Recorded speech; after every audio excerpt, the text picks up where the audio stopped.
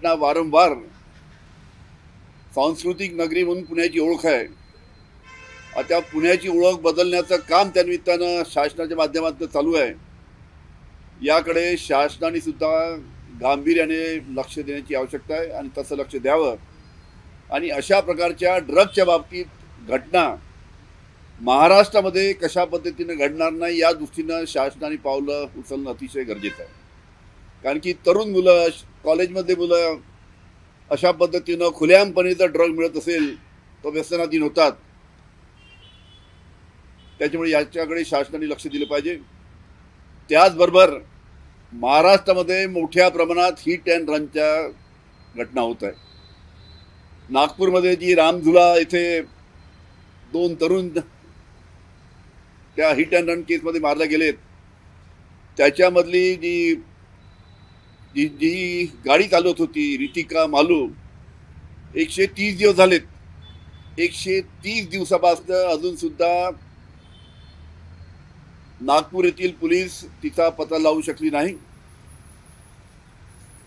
त्यामध्ये या सर्व घटनेमध्ये राजकीय संरक्षण आहे का आणि राजकीय संरक्षणापायी तिला नागपूरमधून बाहेर पळू दिलं, महाराष्ट्रामधून बाहेर पळू दिलं का, अशा सुद्धा चर्चा नागपूरमध्ये आहेत. कारण की 130 दिवस झाल्यावर सुद्धा रितिका मालू हिला आतापर्यंत अटक करण्यात आली नाही, ती सापडली नाही. अतिशय दुर्दैवी गोष्ट आहे. आणि अशा पद्धतीच्या घटना नागपूरमध्ये वारंवार घडत आहेत. यामध्ये मधल्या काळामध्ये फुटपाथवर गाडी चढून 9 लोकांचा त्यामध्ये मृत्युमुखी पडलेत.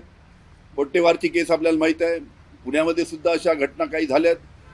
त्याच्यामुळे अशा पद्धतीच्या ज्या हिट अँड रनच्या घटना सुद्धा महाराष्ट्रामध्ये घडत आहेत, त्याकडे सुद्धा शासनाने लक्ष दिलं पाहिजे. ट्रॅफिक पोलीस मोठ्या प्रमाणात वाढवले पाहिजे. आज जवळजवळ 60% पोलीस निरीक्षकाची पदं महाराष्ट्रामध्ये रिक्त आहेत.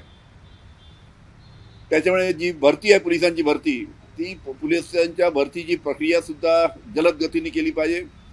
त्यांना ट्रेनिंग देऊन लवकरात लवकर त्यांना त्यांच्या खांद्यावर जबाबदारी दिली पाहिजे, जेणेकरून मोठ्या प्रमाणात पोलीस फोर्स या निमित्तानं महाराष्ट्रामध्ये उभा राहिल्यानंतर अशा पद्धतीच्या घटना टाळण्यासाठी एक चांगल्या पद्धतीने मदत होईल. या दृष्टीने सुद्धा शासनाने याच्याकडे लक्ष देण्याची आवश्यकता आहे.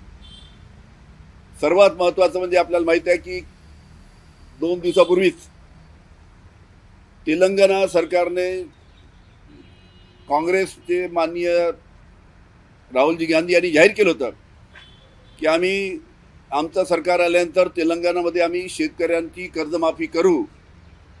त्या पद्धतीनं राहुलजी गांधी यांनी जे आश्वासन दिलं होतं त्यांनी ते आश्वासन पूर्ण करून तेलंगणातील शेतकऱ्यांना त्यांची कर्जमाफी दिली आहे.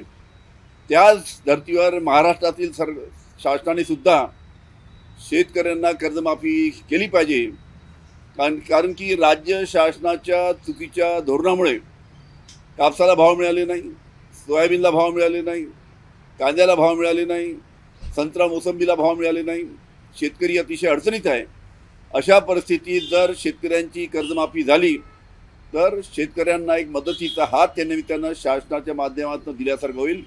त्यामुळे येत्या 27 पासून होणाऱ्या अधिवेशनामध्ये महाराष्ट्रामध्ये शेतकऱ्यांना कर्जमाफीची घोषणा करावी, अशी सुद्धा मी आमच्या पक्षाच्या माध्यमातून विनंती करतो. त्याचबरोबर आपल्याला माहिती आहे आता ऑक्टोबर महिन्यामध्ये 3 महिन्यामध्ये निवडणुका होणार आहे. हे सध्या जे भारतीय जनता पार्टीचं सरकार आहे फक्त 3 महिन्यासाठी आहे. 3 महिन्यानंतर यांची लिमिट संपते. महाविकास आघाडीचं सरकार येणार आहे. त्याच्यामुळे आज या ठिकाणी मी सांगू इच्छितो की अनेक अधिकारी नियम बाजूला ठेवून शासनाच्या दबावाखाली नियमबाह्य काम करतायत. मी या सर्व अधिकाऱ्यांना सांगू इच्छितो, अनेक अधिकारी चांगले काम करतात पण अनेक अधिकारी नियमबाह्य काम करतायत, वरतून दबाव आला की काम करतायत. त्या सर्व अधिकाऱ्यांना सांगतो की असे जे महाराष्ट्रातील अधिकारी आहे जे वरच्या दबावाखाली नियम बाजूला ठेवून कामं करतात त्यांच्या याद्यासुद्धा तयार करण्याचं काम आम्ही चालू केलेलं आहे.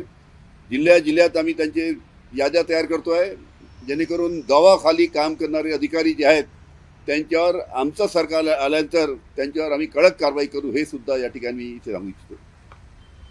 धनगर आरक्षणाचा मुद्दा गेले 10 वर्ष झाले म्हणजे भाजपनं 2014ला कोणता? धनगर आरक्षण. धनगर आरक्षणाच्या बाबतीत तर भारतीय जनता पार्टीने खास करून देवेंद्र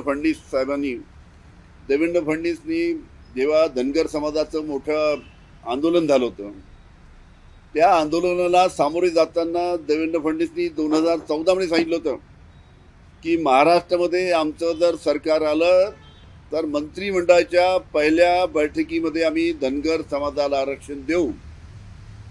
त्यानंतर देवेंद्र फडणवीस स्वतः 2014 मध्ये मुख्यमंत्री झालेत.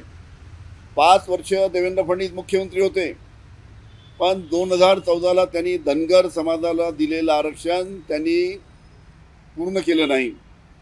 त्याच्यामुळे धनगर समाजाला माहीत आहे की कशा पद्धतीनं भारतीय जनता पार्टी खोटं आश्वासन देऊन दिशाभूल करते आहे, आणि याची जाणीव धनगर समाजाला आहे. पण धनगर समाजाच्या बाबतीत सुद्धा राज्य शासनाने लवकरात लवकर निर्णय घेण्याची आवश्यकता आहे.